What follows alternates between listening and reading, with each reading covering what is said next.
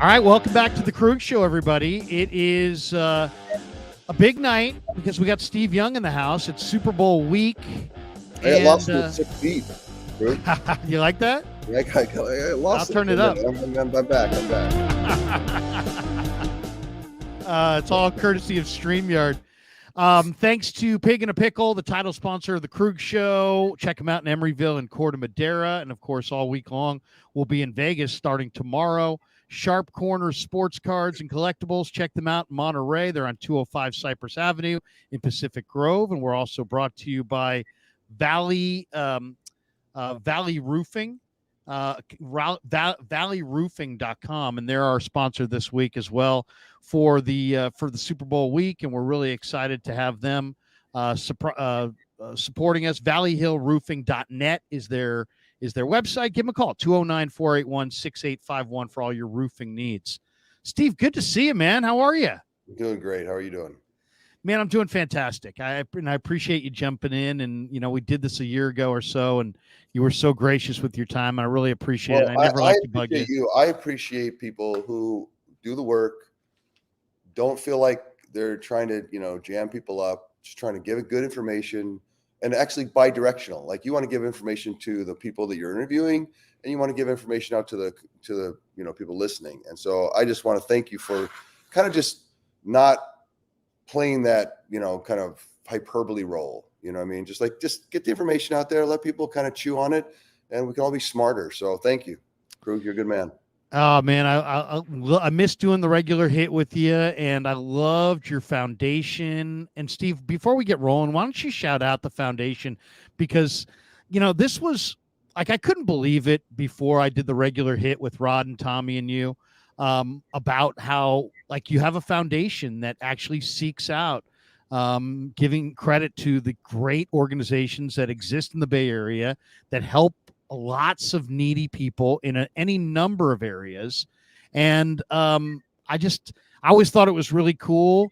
And the kinds of organizations that are out there and some of the unique things that they do to kind of lift up the Bay Area and the residents here are things that, man, I mean, it's just like this is the sense of community that we need. So I know the Forever Young organization does a lot of great stuff. Tell us a little bit about it. If people want to get involved, why don't we start right there? That's kind of you. So Forever Young, I started it when I was in 92.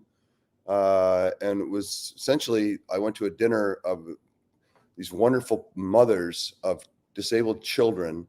And they had come together and build an organization, and they needed transportation for all their children to get to the special schools and all the different things. And they wanted to get vans, and they could get a series of vans. And so they wanted to do a fundraiser. And I knew one of the women, and it's like, can you come and help us? I'm like, sure.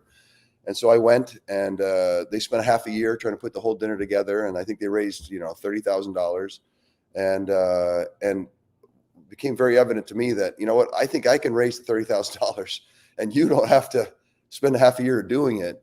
And that's how I got started. The Forever Young Foundation got started fundamentally around being a fundraising arm for all these great, kind of groups in the Bay Area. And now 30 years later, we have projects all over the world. Really, we did a school in Ghana, Africa, if you can believe it. We did we just finished a hospital there. We've done hospital projects all over the country in music theater and recreational therapy. Kind of like, remember the Patch Adams movie where Robin Williams he came in and made everyone laugh, and we've made those spaces in hospitals for kids.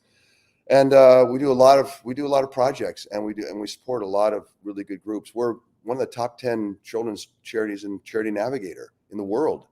So we run a lean, mean fighting machine. We don't waste money. We don't hype it up. It's very fundamental. And I got good people, and we just kind of chug away at it. We're not trying to take over the world. We just take a little spot in our little corner of the world. We try to do something good. And so I appreciate you giving me a chance to kind of shout out. There's really nothing that people can do as far as volunteering.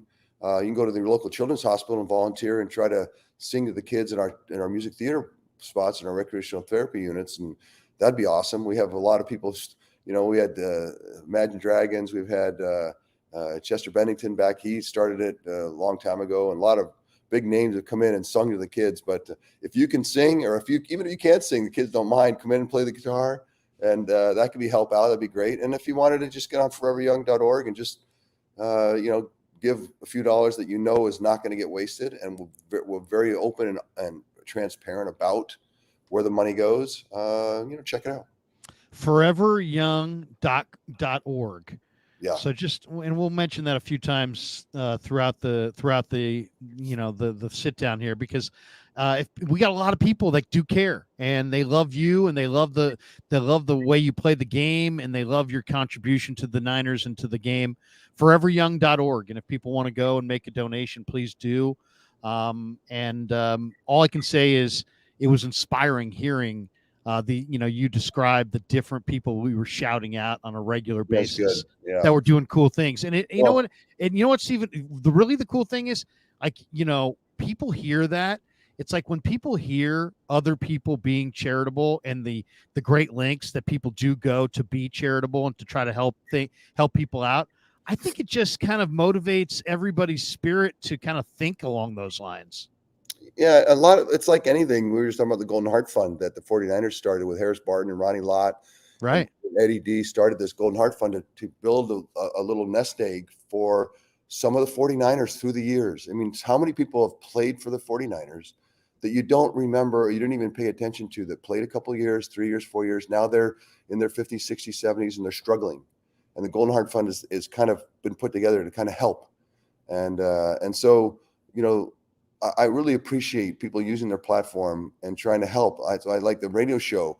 Like, what do you don't get paid? Just shout out someone who needs help. You know what I mean? And like, who's doing great work and in the community. And so over the years, I mean, we're trying to find groups. We've like shouted out hundreds of people, first responders and people just jumping in, trying to help, whether it's highway patrol or like, just random folks that are just out there serving the community. So anyway, I appreciate it. Awesome stuff, man. I loved your sit down with Brock Purdy. What did you get out of that? I was looking forward to it very much because I wanted to see how he ticked. Because there was just something that didn't make sense to me. Most people come into big moments or big experiences, and they have to get up to speed. You have to kind of get used to it. It's totally normal. And it felt like he just was like, yeah, it's another game, another, give me a play. I'll run the play. It's a championship game. Oh yeah, it's just a play, and it's just a play. Just run the play. And I just found it fascinating how he has built a firm, I don't know, a moat or built a protection that his faith has given him, so that he is very clearly in God's hands, and is like, if you want me to play quarterback for the 49ers, great. And if like he said, when they were down 24-7, he said the other day, he's in the locker room at halftime. He's like, well, God, if you want me to come back, I'll come back. If that doesn't happen, then that's not in the cards. And so there's a freedom that he feels. And here he goes to the Super Bowl, and everyone else is like, well, I'd be freaking out. I got to play Patrick Mahomes, all the expectations, everybody in the Bay Area. You know how many people live in the Bay Area? You know how many people are freaking out about a chance to go to the Super Bowl? I mean, do you have any idea? Like, yeah, I just got to go. Give me a play. I'll run it. And I think that's why Kyle loves him, because he's not overwrought. He's like Indiana Jones. He gets a play. He wants to get through, kind of decipher everything, figure out where to send, get the ball out, and the ball comes out and very efficiently. There's been very few more efficient quarterbacks in history than he was this year. So you asked me about the interview. I really was inspired. I left it like, I'm inspired by Brock Purdy. And, I asked him about being Mr. Irrelevant and how that kind of hangs on him. And do you feel like you have to kind of constantly speak about it, or kind of defend that you're not, or prove that people are wrong, or is it a chip on your shoulder? And a lot of people dealt with, they have chips on their shoulder. That's what drives them. Tom Brady famously was chip on my shoulder. I'm 6th round. I'm going to prove to you. He used that, as a tool to win 7 Super Bowls. And Brock just doesn't think of it that way. He's like, I don't have a chip on my shoulder. You can't define me. And it's a completely unique way that he's found, and it's fundamental. It's you talk about his faith is grounded, it's rooted, and it's not changing. And I left inspired. Yeah, his faith, it's interesting. He's like, I'm more than a football player. Or it's like, not that I'm more than a football player, but like football is great and I love it. I'm going to put everything I have into it, but it won't define me Yeah. as a man. Even if I'm a Super Bowl champion quarterback, that's not going to define me. Yeah. Right? It's powerful. That's not, or whether I'm a Super Bowl losing quarterback, that's not going to define me. And it's really hard to have the discipline of mind you can say that, but to actually that is true to you, I find it highly powerful. He said last week on the podium to us in the media that he was going to reach out to you before this game. Has he reached out to you? And I saw him briefly. I went down the facility on Saturday for a minute and saw him, and we connected. And I told him, look, bro, if there's something that you think I could be useful, because we've had a nice text dialogue going, and cool. this week, and so, but if nothing, then great. If something, great. All I want to do is pay it forward anyway for what I've been through. So we'll see if I get a text on Saturday night, and I'll tell him, drag your mattress down to Brent Jones's room so you can hear him snore. Everything's going to be fine. What? Okay, if by chance he did call you, you played in this game, and you played in this game at a point in your career when you had been through so many tough games, so many tough championship games. And I know you've probably felt like you were the much better team, but how did you feel the night before Super Bowl? Was it 29, I believe? And what would you, if you were giving him advice about, I don't know, dealing with the game or dealing with maybe the timing involved in either at halftime or pregame or getting too amped up? I mean, what would be your advice to a guy like this who's a second-year player, Steve? Playoff football is, man, it goes by quick. And look, they've had two really big scares. I mean, last week was like a crazy scare. You're down 24-7 at home and the number one seed. It's just a flash, if Dan Campbell maybe kicks a couple of field goals, it might be over, and so what would I tell him is to remind him of that experience. But now that he's experienced, I don't know if you can, once you've had the visceral experience, there's like, I can't screw around here. But I would say that the playoff football more than anything is about finding that fine line of not being overwrought and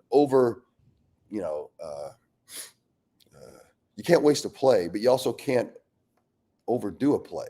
It's like this fine line where you don't want to check out the other team. You don't want to spend a quarter, kind of a couple of series, feeling each other out. No, you're like, game on, first play, everything matters. I only have 65, 70 plays to go, and I got to make every one of them count. Every series is kind of, vital. And again, there's a fine line between being overwrought about it and like freaking out, and then also not being focused enough, because playoff football to me, you don't want to be in a spot where you're down like that. That's how you get beat. That's what I told the guys. It's like, we got to flip the script here. We cannot continue to be in playoff games and be on the ropes. And then all we need is, if Jordan Love was a veteran, you figure like he could have closed that down. If Jared Goff was a vet, like if he could have, if coach would have kicked a couple of field goals, he could have shut it down. Like, you don't want to be in that spot. Now we got Patrick Mahomes. We need to flip the script back to where we were. I say we, I don't know why I do that, Larry, but I mean, I guess it's just I love it. The fans love it. It shows your investment. Where we were in the middle of the season when we exploded on people. It was like a revelation. The 49ers, it felt like we had a lead when we came out of the locker room. Out comes Debo, out comes George, out comes Brandon, out comes Trent, out comes Nick. It's like, it's just a parade of people. And it's like, by the time warmups are done, the other team's like, and you're up 10-0 before you even kicked it off. That's who we were during the season, where everyone talked about, you and I had talked about it. Everyone was talking about who's going to beat these guys. Who? And we got to get back there for this one game and flip that script back to midseason, because the truth is, since Christmas Day, it hasn't that script has not. We flipped the script a different way, and it's a little unnerving. And I would, if I were them, I would be a little unnerved and making sure that we kind of got back on track. Okay, let's go back to the podium after the Super Bowl. You're holding the trophy. You're holding it like a little kid holds a teddy bear, by the way. 2 arms around it, like you cherished it. Way too much drama. I don't know. I know, but it was awesome. It was awesome, and I loved it. I appreciated it. You said to the team, man, there were dark days, and we devoted ourselves to one another. And there were some really dark days, and you looked into the eyes of your teammates, and you said, "You guys know it. I'm telling the truth. There were dark days, and we committed to each other." What were you referencing there? Was there some commitment in '94 late in the year that you guys said, "Hey, nobody go out, everybody focus. Let's not waste this opportunity. We got a great team." What were you referencing there? Well, you got to remember that the Cowboys had been built. We'd been doing it for 15 years and been kind of in and out of the top of the echelons of the league for a long time. But the Cowboys showed up in '92 and became this. I mean, they were just dynasty. They're some bad boys, man. Yeah. I mean, I was just like, they were built. I don't know if, us and them were kind of the two teams that I would put up against who the 49ers are today. Just how many great players they had put together, and getting beat in those key moments. That's not the dark days I was talking about. The dark days, I think, were in that season. It was early on. Remember the Philadelphia game when things went haywire at home? Sure. I was there that day. I remember that. I just felt like it was a culmination of, a couple of years and then a couple of moments during the season that felt like we were not on the ropes, but we were, kind of tested. And so then what I said at the beginning of the playoffs was 39 days, I want to say, to the Super Bowl when we got done with the season, or 29 days. I don't remember what I said, but we counted the days and look, it's a commitment. And let's look at those days, those next 29, 30, I don't know, I think it's 29 days that we've got to the Super Bowl. And let's not screw around. Let's not waste a minute doing anything other than making sure that this happens. And then it happened. And I think that we had to do it over the we had to beat the Cowboys. We had to beat the Cowboys at the prime of one of their greatest runs ever, and we had to be ready to go beat the Chargers, which was, people always say, "Oh, that was done." They were a nasty little group of people. I mean, that was, but we got moving on that and did it. We took care of it. But I think that's what I was talking about. Okay, so let's talk about Mahomes for a second. The AFC Championship game was really interesting. This is not a vintage Chiefs team offensively, right, Steve? I mean, they still have Kelsey and Pacheco and Rice, the rookie, and Patrick, and obviously Andy Reid calling the plays. But when I watched the game against Baltimore, what struck me was that they just came out with a ton of quick game, right? Everything real. Your tight end release off the line of scrimmage, boom, get it to Kelsey. Get it out of my hand as quickly as possible. Don't take any negative plays. Get to third and short, and then let Patrick, scramble for it if need be. They've now scored on 8 games in a row where they've scored on their first possession, and then their defense has given up only 7 points a game in the second half. So it's almost like they're playing offense. Just don't take any risks. Don't Mahomes threw 14 picks, but he hasn't thrown one now in like 5 games. What do you see from the Chiefs and Mahomes? And obviously you got to be amazed by what he is as the entirety of his game. Well, okay. How do we, let's build the superstructure here, because they've gone a freezing cold game at home against the Dolphins. They go to Buffalo, they go to Baltimore, and the game today, Larry, compared to 20 years ago, is much more like the NBA. I always talk about it's like the stock market where the kids are home, so sorry about that. That's all right. Don't believe anything your child tells you. Kids are wise guys. I'm live. Sorry. I'm live, everybody. I'm live. Give some respect to the old man. I'm live here. Come on. You want to get on? Come on. Comment. Yeah. Bring him on. So it's Lila, my boy Braden.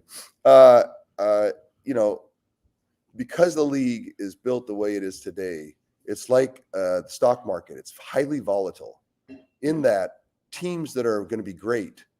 In the old days, 20 years ago, you kind of knew they were going to be great, like in the preseason or even a year before. They were building towards it, and they were coming from a long distance away. Now they get thrown together and they make adjustments in the middle of the season. They kind of all come together, and all of a sudden they become really good. And the Chiefs have had to make those kind of adjustments on the fly as they lose guys and as it changes. And it feels like what they've done is they've coalesced around, kind of a different way of doing it. They're gonna play pretty ferocious defense. We're gonna be top 10 defense. And then I got to give Patrick Mahomes so much credit because he's a Superman. He loves to put the cape on like Josh Allen. There's a couple of guys in the league that can do that, and it's fun to do. And you don't have to work at it. You don't have to study. But Patrick has gone with, and I think Andy's forced it on him to go study and like run the offense. I'm going to call a great play. Don't give up on it early and try to do something special. Just drop it off. Take the game. The team will respond because you've given this consistency and this efficiency that's in the offense, and then your big plays will come. And I think that's why the difference between this Super Bowl and the Super Bowl in 2019 is that you're going to run into a sophisticated passer of the football who's very willing to be very efficient, be 16 of 20 for 150 yards, and then at halftime, and then the second half, things might open up. But that's why they're dangerous. I liked our chances against Patrick Mahomes trying to throw the Superman cape on early in the game, running around, trying to do it, because the offense is going to get frayed and it won't be nearly as efficient. It won't be nearly as dangerous. You can't run around and be Superman for 4 quarters. You start throwing interceptions, things go haywire. That happened against him in was the year before against the Bengals at home in the championship game. So I find the Chiefs unnerving because they're better than they were at Halloween. They might be significantly better than they were at Halloween.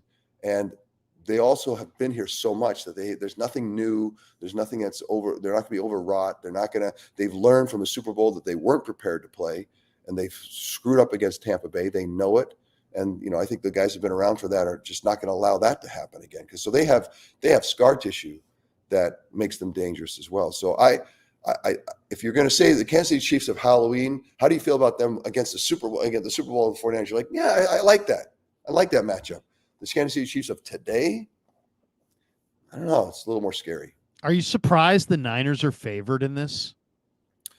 I think people just saw the Niners all season long, and they're like, who is going to beat these guys? These guys are this talent that's been put together, that John Lynch has put together, is once in a generation, if once in 2 generations, to have all of those players under contract, put together and in one place. It just doesn't happen in today's game. You don't get that many guys.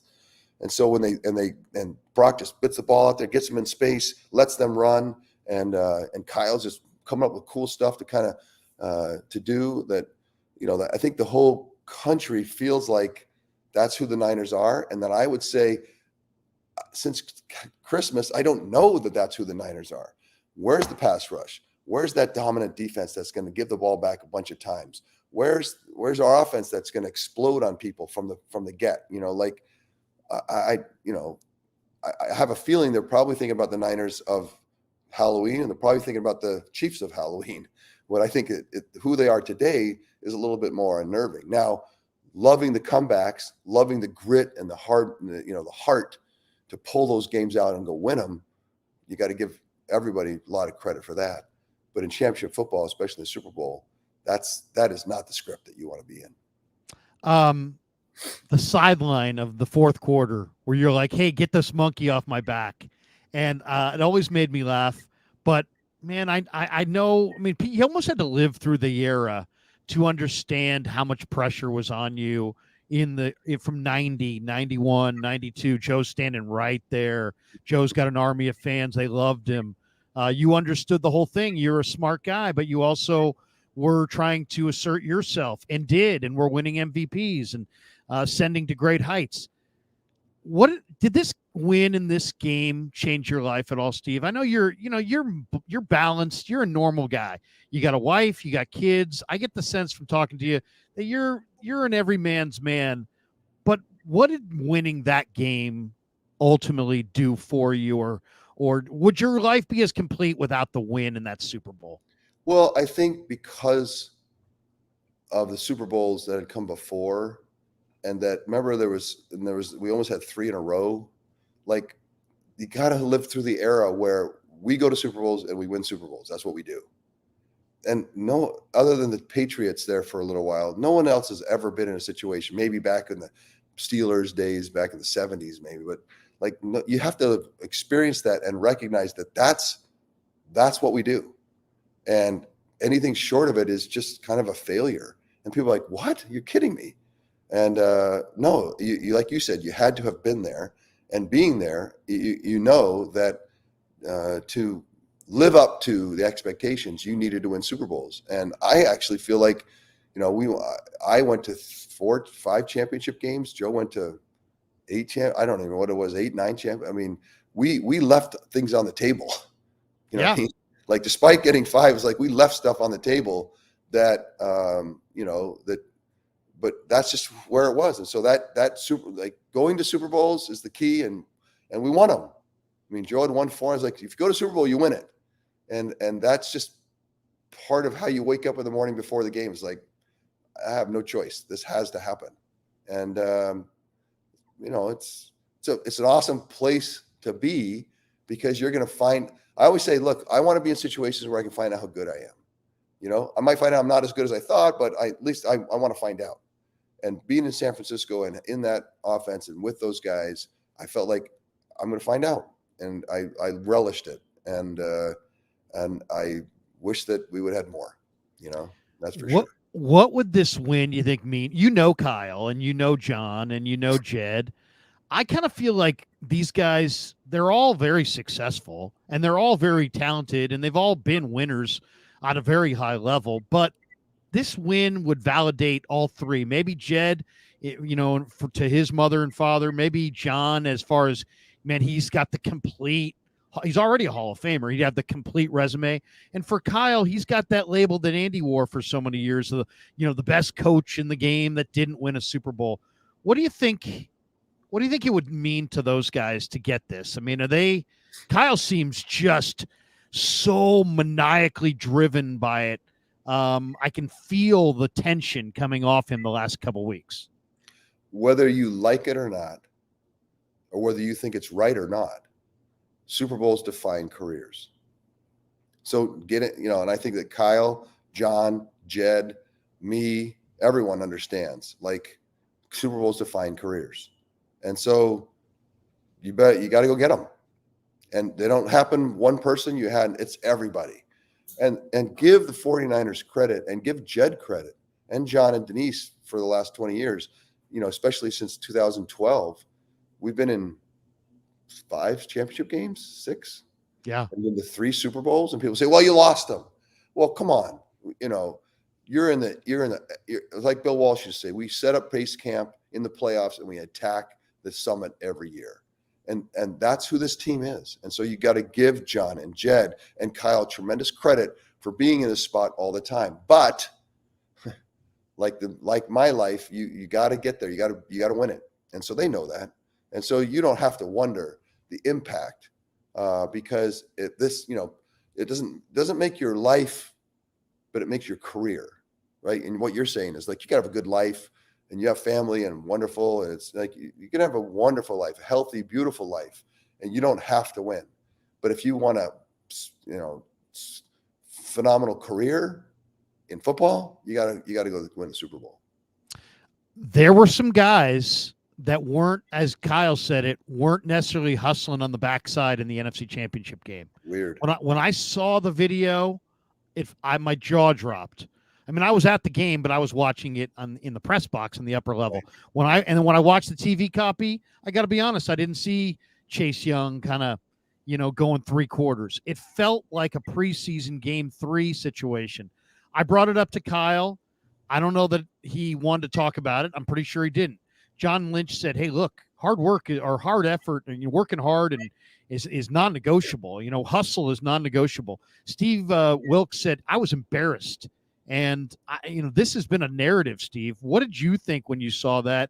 And is it indicative of a culture, or is it individual based? Is it a concern in this game? John was like, I'd be shocked if we saw it again. So clearly they addressed it in-house. Bosa and Warner. I mean, Warner addressed the team on the field. Normally, to Steve, it's 1-2 minutes before practice. He was out there talking for 5, 6, 7, 8 minutes the other day. They clearly want to eradicate any aspect of that from their game. What did you think of it? And how do they go forward in this game and get beyond that? It's part of this fear, not fear, just concern that that's happened since Christmas, right? And our 4-man pass rush defined us in 2019 and took us to the game. And it's the difference in those big games.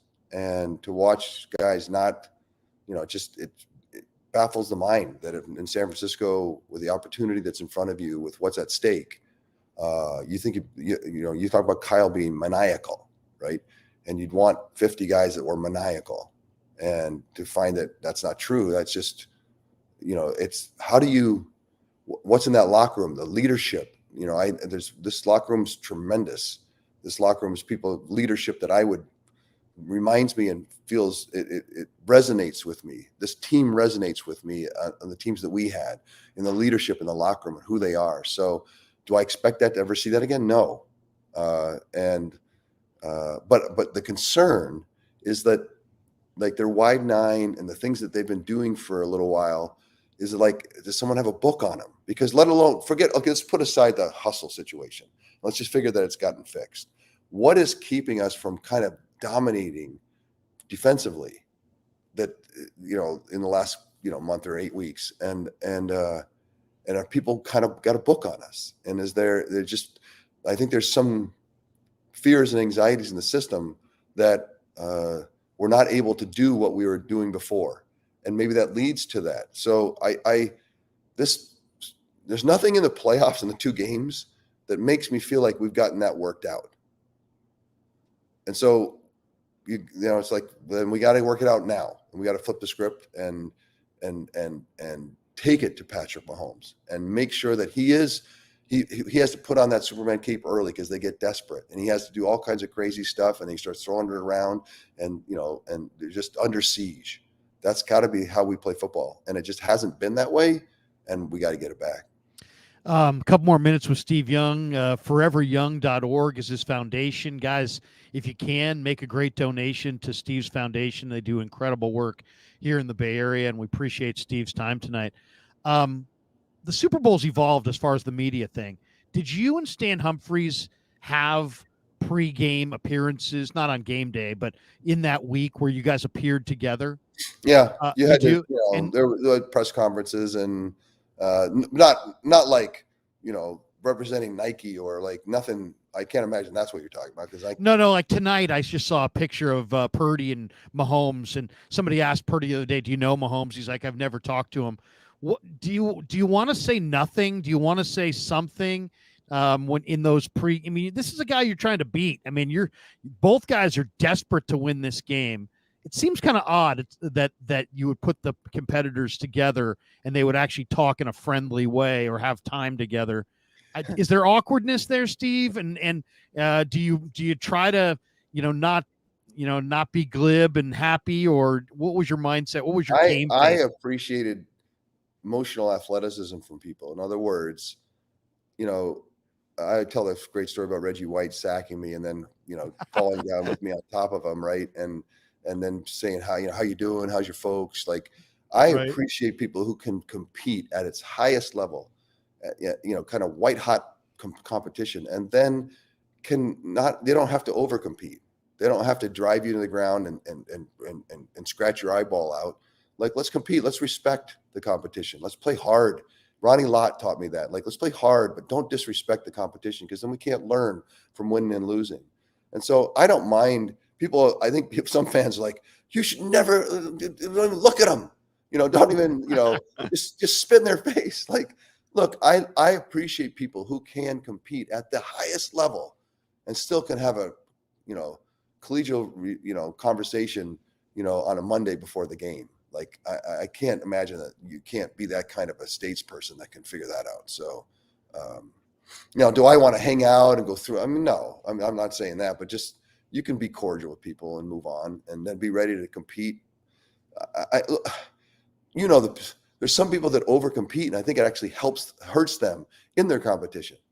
Like, and I learned that from some of the guys I played with, and Ronnie was the guy that showed me the most. Like, he was always, he was very respectful of the other team, always. But yet, do you question whether he competed? Oh. Like, you don't even think about it, right? Right. But he told a story. He got in a beef with Phil Simms once, and he told a story about, like, you can't disrespect competition, because then we don't learn. Then we there's just a winner and a loser, and then, that's not worth it. Like, if you're going to compete, you got to allow the space for both sides to learn from whatever happened, and you got to respect it. And so, I don't know. Larry, I know fans are just like, don't talk to him. Don't, like, no, I don't want to go to dinner on Friday night, but Monday's probably okay. Are you going to have any official role this week? Are you going to be part of? And if you could talk to the team, and you could pick your moment. Let's say Jeds came to you, Kyle came to you, said, Steve, you're one of the all-time greats in our organization. We'd like you to talk to our team at some point. Where would you like to talk to the team? Before the game, not on game day, on the practice field? And what would you say to these guys? You guys seized your moment. Obviously, it's about seizing their moment, but what would be your message? I want to talk to them way away from, like, before they left town, like on Saturday, and just tell them that, Super Bowls are not won. They're taken from bloody hands. Like, you don't go out there and just win the game. Like, it's going to be something that you have to rip from people, and you have to have that mentality that's the kind of environment that I'm living in, and we can't just wait for something to happen. And then if you're going to have to take it from people, then when do you do that? Do you do that just on game day? No, you start well before, and you say to yourself, look, am I going to go run around town trying to see all the parties? Am I going to get out and, I feel like FOMO, like, oh my gosh, I mean, what if this is my one chance at the Super Bowl? No, you're going to have 50 chances at the Super Bowl when you're not playing them. This is the one where you got to go take care of business. And so it's just focusing people's minds to the job at hand. Don't let your first time in a Super Bowl. No, I don't care about any of that. Just prepare to go rip a game out of the bloody hands of somebody else. And that's the mentality that you have to have. And you can't, and that will keep you from wasting time, wasting a quarter, getting at halftime in a state where, like, what have we just done? Like, you just got to be in that mindset and you need that mindset on Tuesday and Wednesday. And again, it's an art not to be overwrought and over prepared, but just, you want to be on that razor's edge, ready to go, just play the best football you've ever played. And I would tell him a story of Mike Shanahan telling me that, before the game, you're going to throw 8 touchdowns. And I'm like, Mike, come on, man. He goes, I'm not joking. It's happening. And I thought, then we came in at halftime, and I would tell him, he came in at halftime, and he said, you got 4. There's 4 more. Dead serious. And then you come out of the game with 6 in the fourth, early in the fourth quarter, and you go talk to him, and he's like, get back in there. There's 2 more. It's that kind of, that's Mike Shanahan got me ready to play in that mentality of, like, there's no amount of points or anything there's no governor. There's no, like, we are all out, ready, and just, like, so prepared. We've never been better ready to play amazing football. And that's what I would tell them.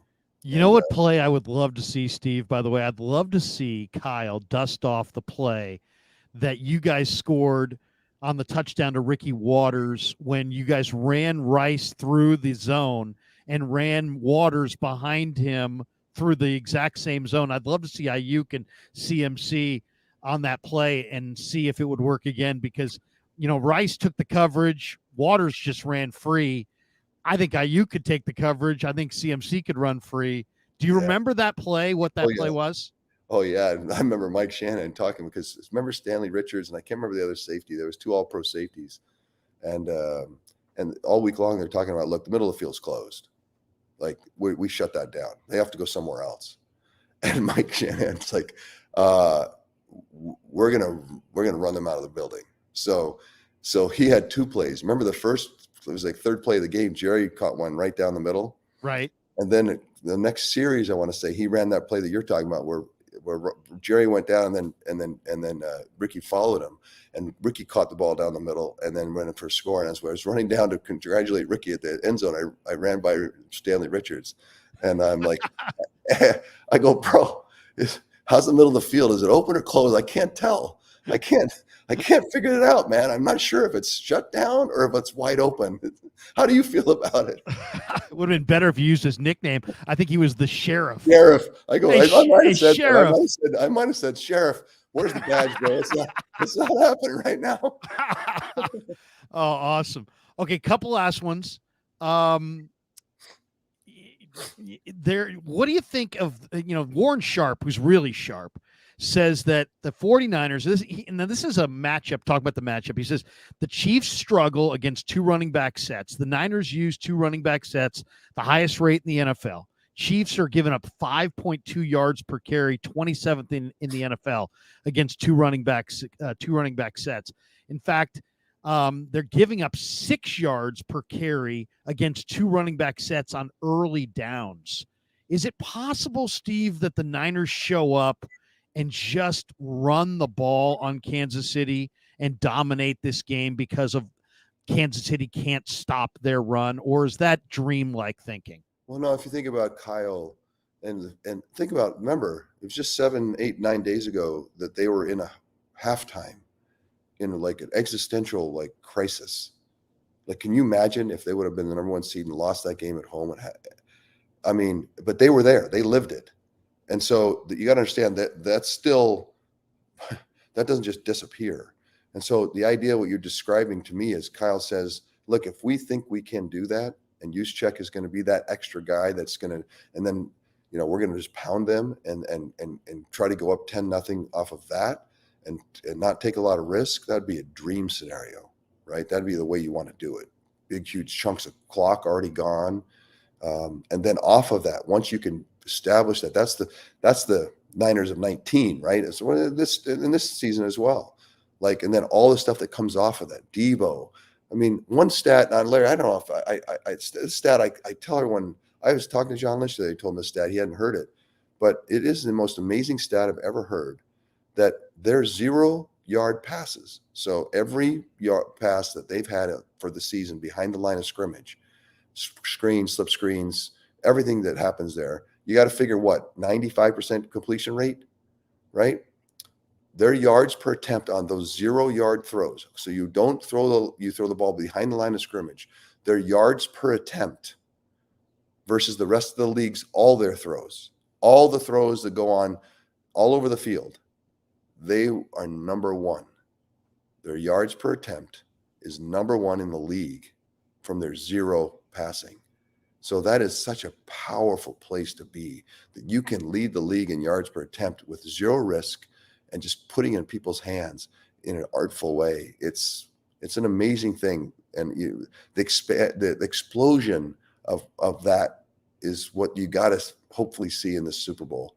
Like, if you can start to see those 0-yard passes going for 8 to 10, 15, 20, Debo, no matter who it is, George, whoever it is, Brandon, anybody, and Christian, like it's coming from everywhere, and the Chiefs don't know what's happening, and they run it, and they're gashing them in big chunks of yardage. That's the dream that Kyle has right now. 2 last ones, and then we'll get to some comments and let you get on with your night, man. We appreciate you totally, man. ForeverYoung.org. If people can make a donation to Steve's charity, they do great work in the Bay Area, and you would not be disappointed. All right, the Brock criticism, and then we'll get to the field controversy of the day. I've met this guy, Steve. I had a buddy who's scouts who told me, because I didn't like the pick on draft day. I thought, man, smallish college quarterback, doesn't have an NFL arm. You already have all these quarterbacks. And a buddy of mine who watches all my YouTube stuff is like, Krug, I'm going to show you. I was in Ames. I've met this kid. This kid is not the kid you're thinking of. He's going to be bigger, stronger, faster in 2 years than he is now. He's growing into his body. He's a leader. He's tough. He's smart. He's got heart. He's got guts. He plays on time. He's accurate. You're going to love him. Just watch this video. He sent me a video. This is like April of the year he was drafted. I watched it. I said, you're right. He does look damn good. I'll look at him in minicamp. In minicamp, he looked like the best player on the field. In training camp, the same thing. He got in the first preseason game, Steve, and he's working the play clock to 0 before snapping the ball at the end of the game. You never see a rookie quarterback in his first preseason game do that. They're just worried about getting the plays called. Right. Why is Brock Purdy? And then I met him, and I'm like, this kid's exactly what you want. He reminds me of yourself. He reminds me of Joe. He reminds me of Brady. He reminds me of Breeze, of Russell. Smart, humble, competitive as hell. Needs to win. And to me, I just identified those traits, and I'm like, wow, this kid is special. Why is it everybody wants to rip this kid down? I thought America loved a great story. Then they get tired of it and then rip him down. It's like they skipped the great story part and went straight to rip this kid down. There's so many people that want to say what Brock Purdy is not. Why? Is there anything that you can point to? So think of the prototype today is Superman. Josh Allen, Patrick Mahomes. Big, strong, fast. Right. And so that's the prototype. Remember, I was an oddity back in the day. This is my game now. I wouldn't be an oddity today. I'd be a prototype, but I was an oddity. And when you're an oddity, people just aren't comfortable. And so if you're going to be the MVP, if you're going to be the best quarterback in the league, you can't be somebody who's just, can't put the Superman cape on. And so then what's fun about it is, the run, you spit out 50 yards or 49 yards on championship weekend. And it's like his game continues to expand a little bit. But I think it's just that, and Brock said, remember after the game, he says, I'm not the biggest, I'm not the strongest, I'm not the fastest. And it's like, and I think people just want Superman. And because he's not, I don't think there's any more than that. I don't think there's any kind of, undercurrent of something else. It just doesn't feel like what we're seeing, the best in the league today and what they're doing. Lamar Jackson does is make people whiff and move around and throw it all over the field. And, what CJ Stroud did this year, right? Big, strong, can just throw it all over the place. That's what people are used to. That's the top of the league. Those are the guys. And that's not Brock. And Brock will be the first one to tell you that's not me. And I think that's why. And but that's okay. And I think he's okay with it. And we love what he's bringing to the team. One of the challenges that Brock has had, and as people put a book on him, is because he's so good at being present, deciphering through the defense, and getting the ball out. I mean, I don't know the stat. And I should find it. Is how fast the ball comes out with him, but he's got to be one of the top in the league in how fast the ball comes out. And in that way, because defenses say, okay, he's going to let the ball come out quickly because, that's his game.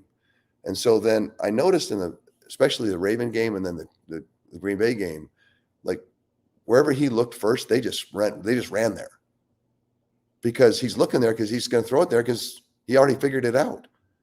And so then I said it before the game last week, because they've kind of figured that out, you need to now figure out how to go somewhere else and then also start running. Like if they run to where you're looking and because you can't get it out as quickly, then you're gonna have to get on your horse and go get some yards. And that's what he did. And he changed the game. So I think in the Super Bowl, I would think that he needs to run some more and watch for these guys running because he's so efficient. Remember, that's his game. I'm so efficient. That ball's coming out. It's coming out on time with yak, guys catching it with space.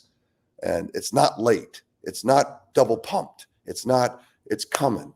And in that way, people seem to be trying to get a jump on that. And so he has to iterate his game a little bit, which he can, and I'm sure he will. And going back to, look, who cares? I don't care.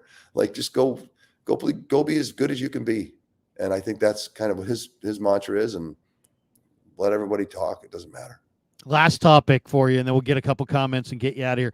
The practice facility, the practice field. The Niners are practicing at UNLV. They laid a grass surface over a field turf. Supposedly, they only did it a couple weeks ago. According to the reports, the Niners don't like it. They think that it's not, that it's, the NFL says it's not a safety issue, that it's a preference issue, but the Niners don't like the firmness of the field. They feel it's too squishy and soft. They say they grade these fields. The Chiefs are playing at the Raiders facility. That field is getting like an 80 grade. The Niners claim that this field would get a 50 grade. How serious of an issue is this? What is there? You think there's a solution there? Is this a big deal, no deal, minor deal? Everything becomes a big deal with all the media there, but is it a big deal? I can tell you it's a big deal to them. And they feel, and look, when someone says to me, I'm going to put down sod on top of a field, AstroTurf field, it makes no sense to me. Like, there needs to be something underneath this, not just slippery. Like, it's just weird.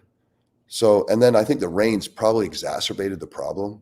If it was sunny and hot, I think if they put it down well, maybe it doesn't become a problem. But it's so soggy and wet, and it's going to get more rain. And then on top of it's one of those things that you tell me you're going to put grass on top of turf. You just say that, and I'm like, that doesn't make any sense. So I think that's the problem, right? It's like, who thought this was okay? And the league's obviously thinks it's okay, and that's how, because there's no option, there's no other place to go. I mean, it's like, you can't. It's too weird to say, okay, well, we'll have both teams practice in the same spot, because the schedules, like, the Chiefs have their schedule, like, they've got it out there, they got to get ready to play a football game. Like, how do you make it so that who practices late, who practices early? Is that right? So in some ways, there's no real solution. It's just it's a mess up. It's just a mess up, and I don't know how you can't solve it, because there's no other place to practice. If I was Kyle, maybe I'd go to a high school field that at least had the turf and just look at something that I can move on and I didn't have to worry about, and just get the work done. But it does. They're super upset about it, and probably for good reason. Wow. Here we go. Here are the comments that people want to throw in. There's the 20 quick ones. We'll roll through them. Gregus says, Steve, how big of factors do humility and confidence play in success of an NFL quarterback? Can you define how you manage the dichotomy between the two? Yeah, I would call it vulnerability. I think there's a emotional maturity that as you play more, that you really need, so that you can be honest with yourself. When you're playing really well and everyone tells you you're great, then you start to believe, it's like, well, I'm great. And then you don't do the work, and you don't have the humility to say, look, you suck and you're not doing the job. And to be the top of the league, if you're going to be that kind of a guy, you have to have that almost weekly check-in with yourself. And so I think humility, or you call it, or I call it vulnerability, just to be able to take in information and not tell people to shove it.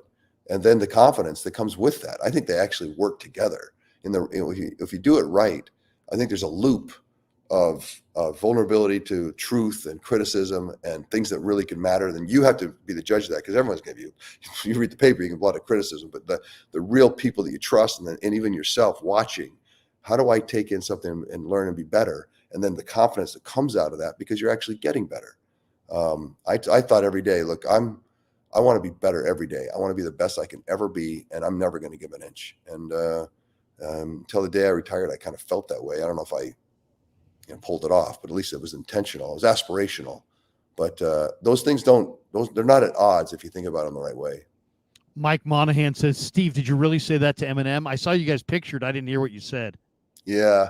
What did you say? I saw him at halftime. They asked me, do you want to go meet him? I'm like, yeah, I'd love him. My kids would be great. We went down. It was halftime.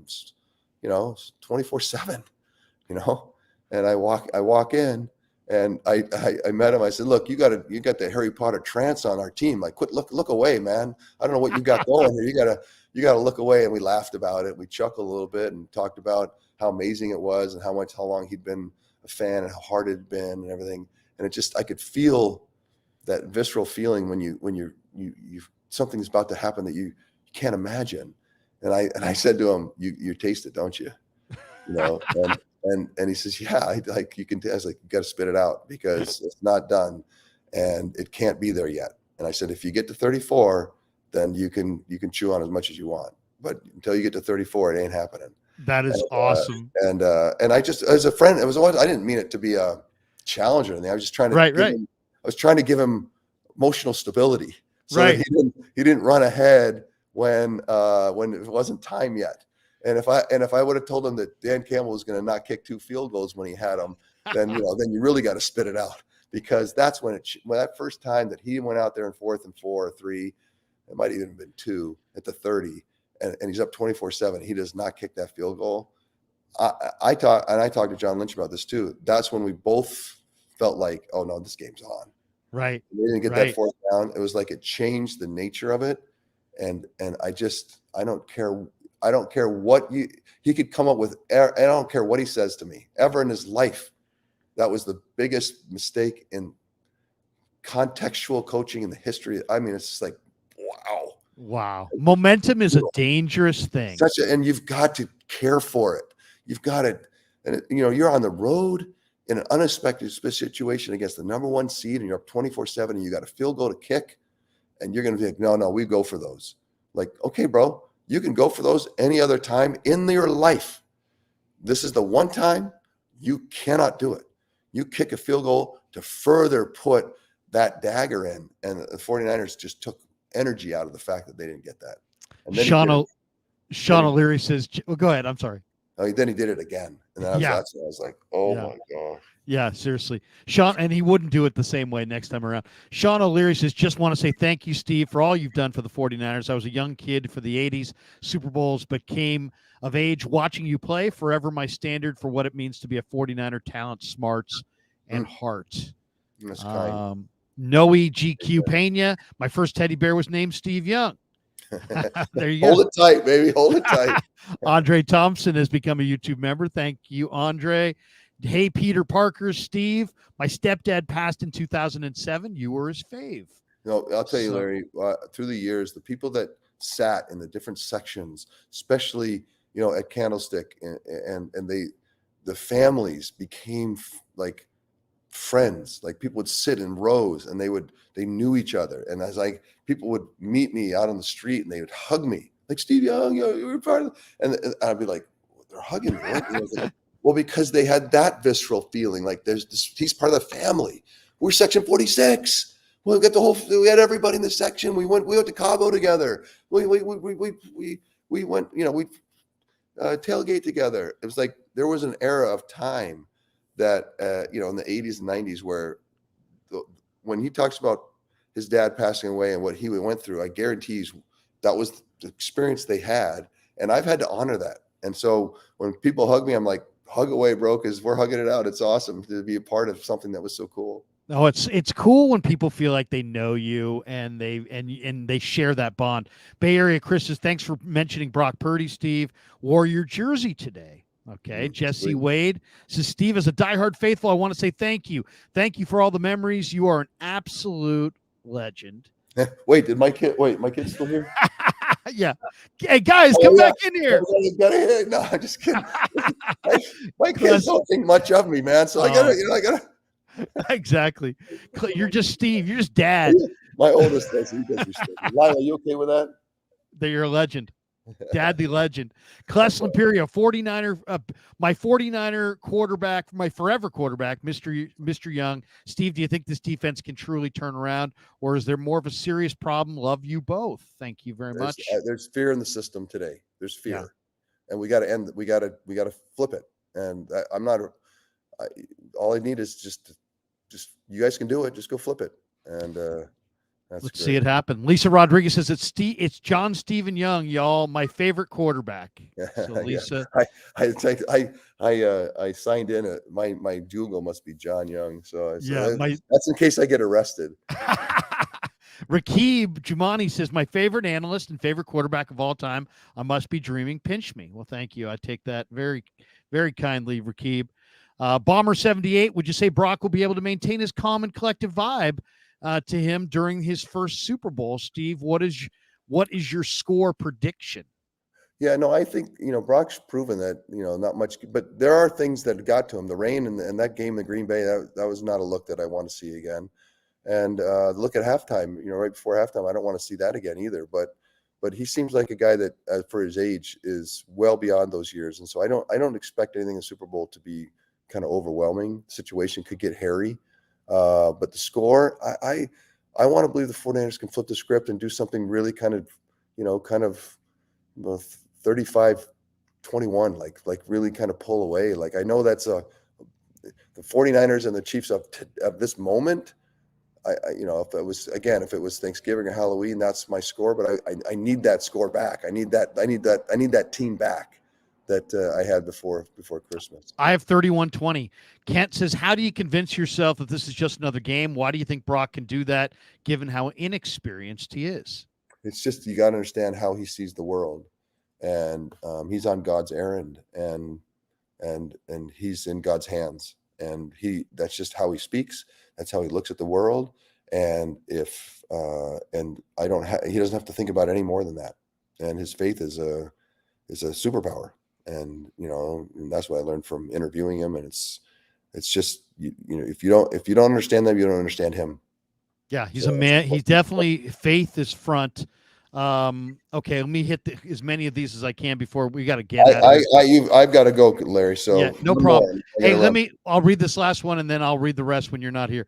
Kent says, how important is the game for Kyle? It's hard to imagine how much the Pats come back in the 2019 loss weigh on him. Andy Reid's success must inspire him. Yeah, and I think that's like the hurdles are placed in front of you to be an all-time great coach or all-time great quarterback or all-time great general manager or anybody, that these things have to be knocked down. And he had it at halftime or, the third quarter against the Patriots, and that it's just evaporated. And that's got to, things don't haunt you on anything. I think it's just, how rare it is to get there. And the 19's the same thing with the lead. So yeah, all that, you don't have to wonder, you don't have to ask me how Kyle feels about that. You don't have to ask Kyle. You know how that is. Yeah. You want to be the best, and you don't want to have things that happen like that. And so that's not that, you don't have to wonder about how you want to go make that right. Steve, love you, brother. Love you, brother. Thank you for the time, man. Have a great night. Go Niners. Okay. See you, buddy. Peace. There you go. The great Steve Young. All right, I'm going to read the rest of these, and thank you guys. I wish I could have gotten to all these sooner, but they're just going to keep coming all night for Steve Young, and I understand that. So let me roll through them here. Also, my favorite 49er moment ever was when you beat Dallas and was running around the stadium with the biggest smile ever. So awesome, I cried. And of course, Kles Limperio is talking about the 1994 NFC Championship game. SS, favorite moment was when Steve Young, during the 1998 wild card game, threw the ball the TO in the end zone, my first year in this country. There you go. Christopher Hengler says Steve's the man. 49ers 2023, 2024. Thank you there. Gammon Brown in the house says Krueg, nice Steve Young.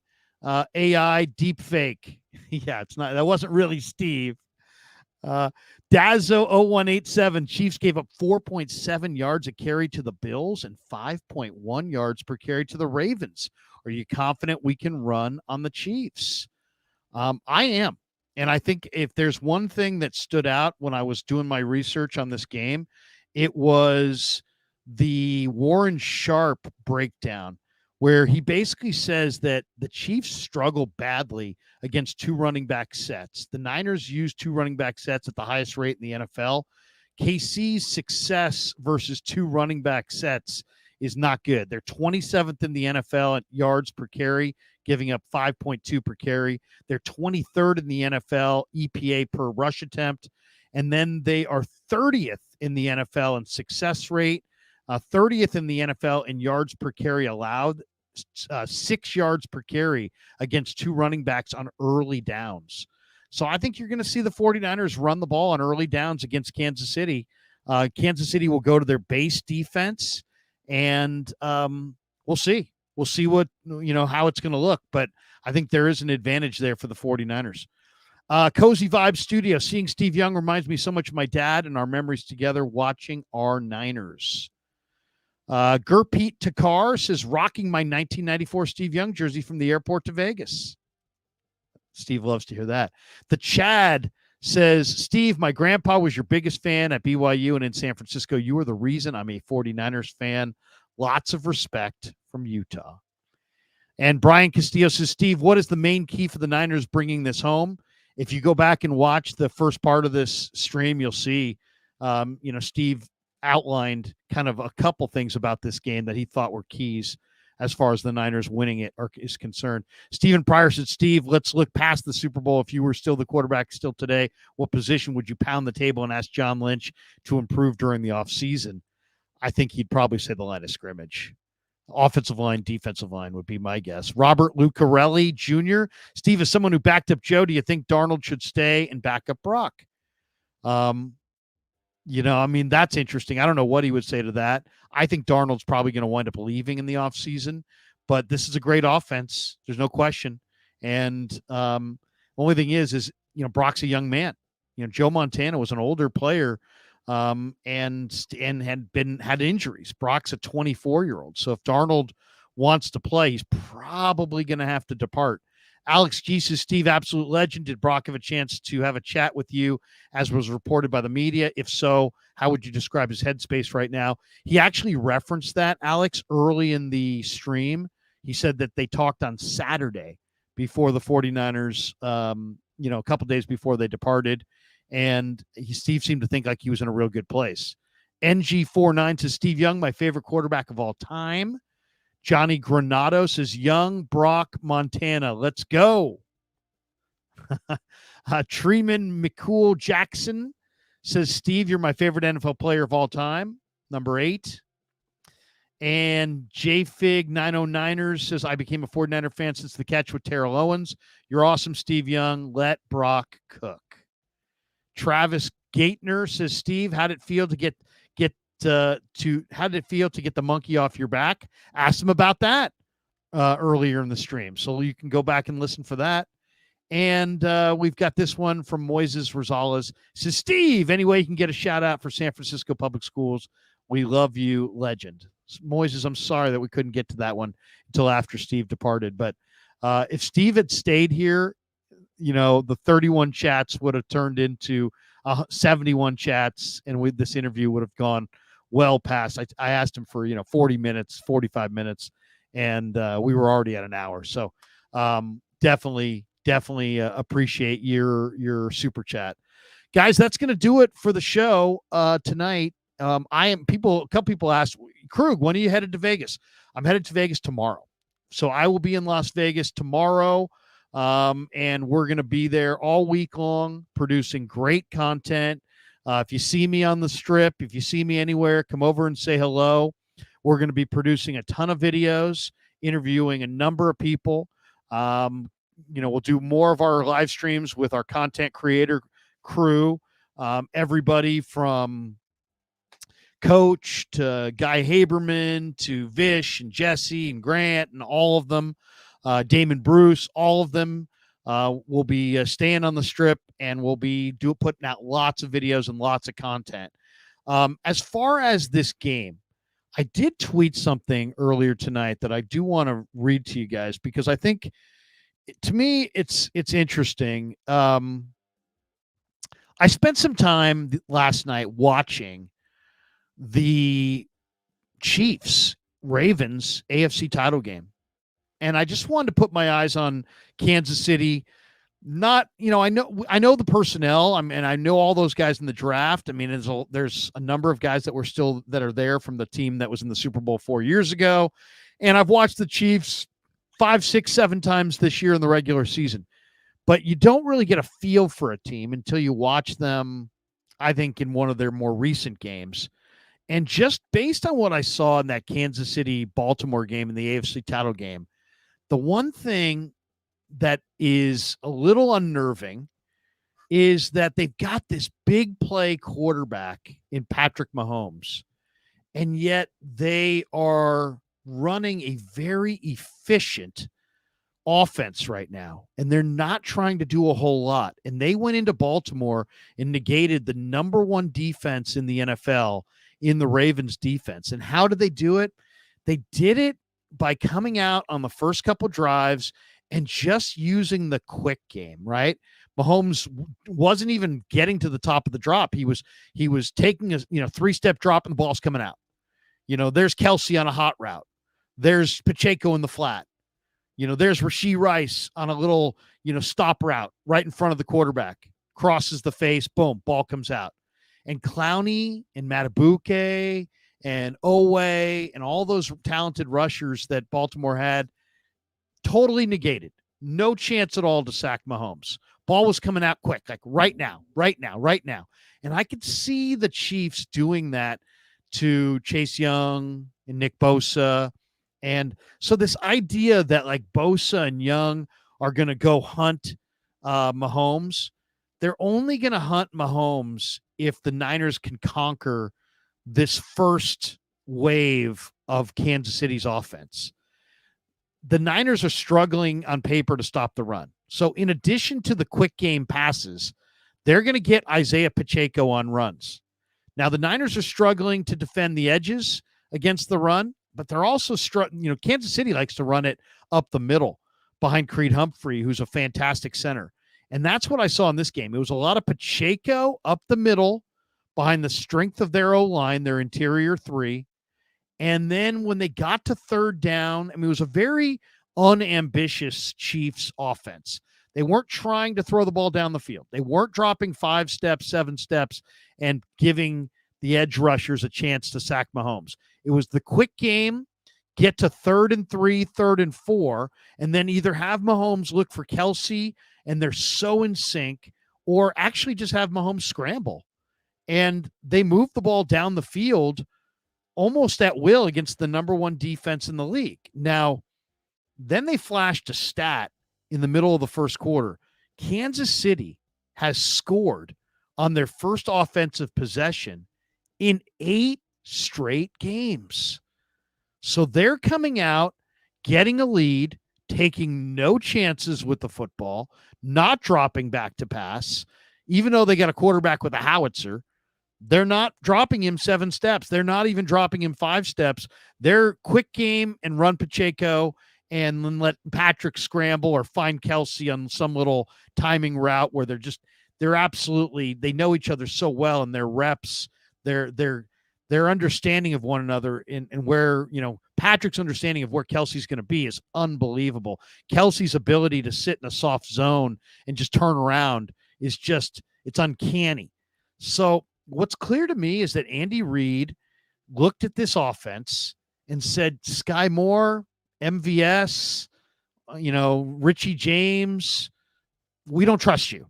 We're not going to trust you. They went 3 tight ends a lot against Buffalo and ran the ball. But for the most part, he has streamlined his offense to utilize only the weapons that he truly trusts. So who does he trust? He trusts Travis Kelsey, Isaiah Pacheco, Rashee Rice, and Patrick. That's it. And so I think those are going to be the guys who touch the ball exclusively. They don't want to take risks. They want to move the ball methodically. And then their defense right now is giving up only 7 points a game in the second half. They only gave Baltimore 3 points in the second half in Baltimore. So that's how they want to win games. So if you're Steve Wilks, we can talk about, Bosa's got to sack the quarterback. Bosa's not even going to get a chance to sack the quarterback if Steve Wilks' defense can't counter the quick game by bumping Kelsey consistently off the line of scrimmage and smothering all the receivers within 5 yards taking away the quick game, gang tackling Isaiah Pacheco. They're not even going to get to rush the passer if they can't defend that. So it really starts right there. Then if you can defend that, you got a chance to win. If you can get Kansas City into 2nd and long and 3rd and long, Jawan Taylor and Donovan Smith are not great. Bosa and Chase Young should be able to beat those guys one-on-one. They should be able to generate some heat on Mahomes, but only if he takes a 5-step drop, only if he takes a 7-step drop, only if they're forced to actually drop back and make passes. So if they can force Mahomes to take 5 and 7-step drops, maybe get a lead in this game and rush him and hit him, and then, in the secondary, get good breaks on the deep balls that he throws. You got to remember this. The Niners defensive backs led the NFL this year with 22 interceptions. The Niners will take the ball away. They did it against Jordan Love. Against Green Bay. They took the ball away. So they will take the ball away. But if this is a game of Mahomes dinking and dunking, and handing it to Pacheco and then running for 2-3 yards on 3rd downs, they're going to be able to move the ball pretty consistently down the field. And then it's going to be more of a shootout with the Niner offense. And then it's a matter of who can take better care of the football and who can score more points. But to me, that's what you're going to expect in this game. Kansas City is not coming out and going up top, and you're not going to have Nick Bosa with 3-4 sacks in the first half. It's going to be the quick game and how well do the Niners defend it. Isaiah Pacheco, how well do the Niners defend that? Can the Niners not make critical mistakes? Baltimore had a number of penalties that really burned them. Can the Niners avoid those penalties? Baltimore got beat, I think, because they were a running team that went away from their run plan, but also they fell behind to Mahomes and they kind of panicked. They kind of panicked, and Mahomes moved the ball against the number 1 defense without really taking any chances. It was really impressive to watch for sure. All right, that's going to do it for us. Thank you very much to Pig and a Pickle, the title sponsor of the Krueg Show. Check us out in Vegas. Also, we're sponsored all week in Las Vegas. Our Vegas trip sponsored by Sharp Corner Sports Cards and Collectibles. They're located at 205 Cypress Avenue in Pacific Grove, California, along the Monterey Peninsula. Give Anthony Catania a call. He's at 831-521-5264. And we're also brought to you by valleyhillroofing.org. or .net, I should say. Give them a call, 209-481-6851. And they're a premier roofing solution. If you're looking for solar, if you're looking for a quality roofer, they can do a fantastic job for you. And thanks to both companies for supporting the Krueg Show. Both of their company websites will be they're linked in the description. So check that out in the description. And thanks to all you guys. Lots of kind words for Steve.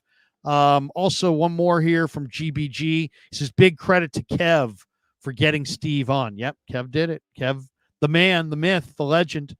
Steve's a great guy. And I don't like to jam him up with a bunch of meaningless interviews throughout the season because he does a lot and he's on a lot on KMBR with Tommy and Adam. And he does an awful lot, for the community, and I don't like to jam him up. But I said to him, hey, man, it would really be awesome to have you on during the playoffs, and it just worked out that we could do it this week of Super Bowl week. So thanks to all of you guys. Thanks. By the way, the Krueg Show is growing by leaps and bounds. Unbelievably, I'm just looking at it right now. The Krueg Show is at 37,642 total subscribers. We've had 4.3 million views of our content this month alone in the last 28 days, 375,000 watch time hours.